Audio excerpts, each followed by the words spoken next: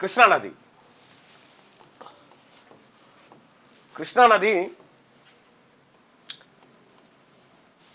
కృష్ణానది నీకు మహారాష్ట్రలో పుడుతుంది.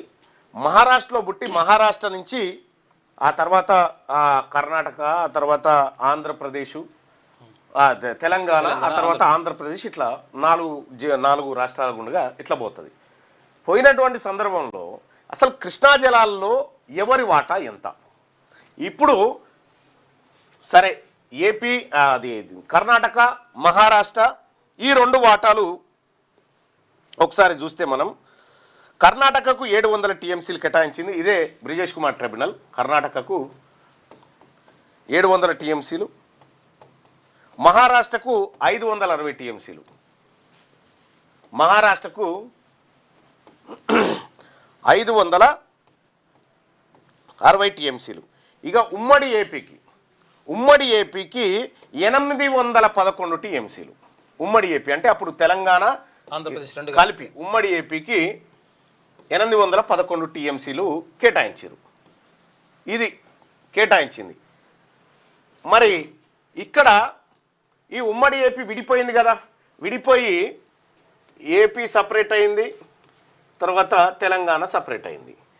మరి ఈ కృష్ణానది ఎక్కడ ఎంత వారుతుంది అనంటే మన తెలంగాణ భూములలో 69% భూములను 69% పరివాహక ప్రాంతం తెలంగాణలో ఉంటుంది.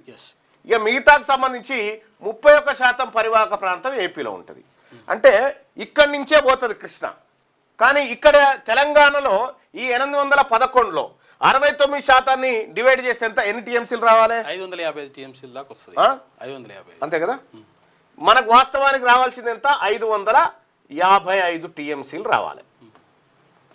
కానీ వస్తుంది ఎంత? 299 టీఎంసీ వస్తున్నాయో లేవో తెలియదు కానీ దీనికి సంతకం పెట్టొచ్చుండు కాక.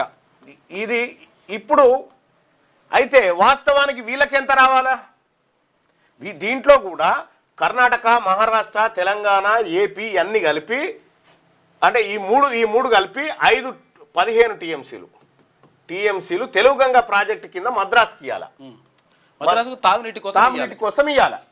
అయితే పోతిరెడ్డిపాడు నుంచి తీసుకపోయి ఇవ్వాలి. కానీ ఇక్కడ జరిగిన మోసం ఏంటంటే ఇప్పుడు రేవంత్ రెడ్డి గారు చెప్తా ఉన్నారు కదా, ఈ ప్రాజెక్టులన్నింటిని మేము ఇట్లా చేస్తాం అట్లా చేస్తాం.